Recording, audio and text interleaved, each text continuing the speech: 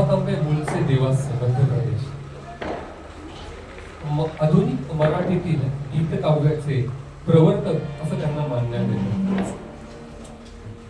त्यानंतर आपण जी कविता ऐकणार आहोत ती 1933 साली लिहिलेली कविता आहे.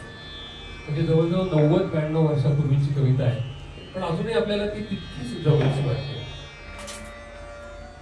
आयुष्याचं तत्वज्ञान भारत आंबेच्या कवितेत जाणवतं.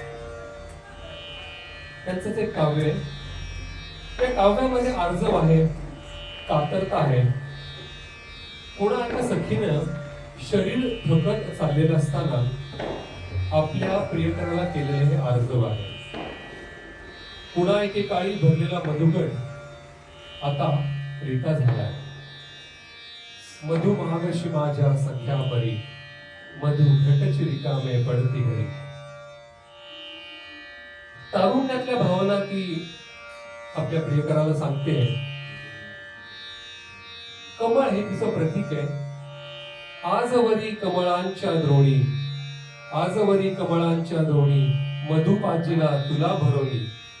सेवा ही पूर्वीची स्मरोनी, करीन रोष सख्या दया करी, मधुमागशी माझ्या सख्या परी.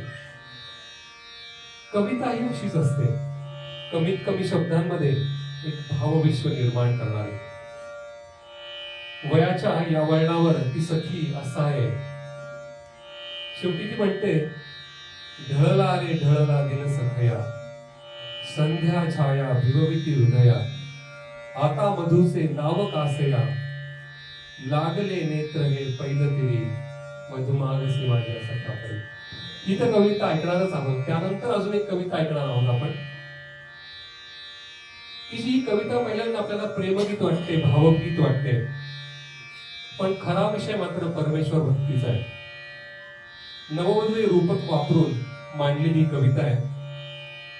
वधू ही जीवात्मा, तो वर हा परमात्मा आहे. या आशयाने कविता पुढे जाते.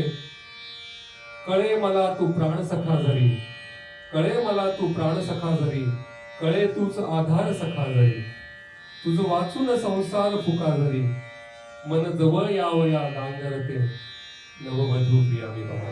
सादर करतायत.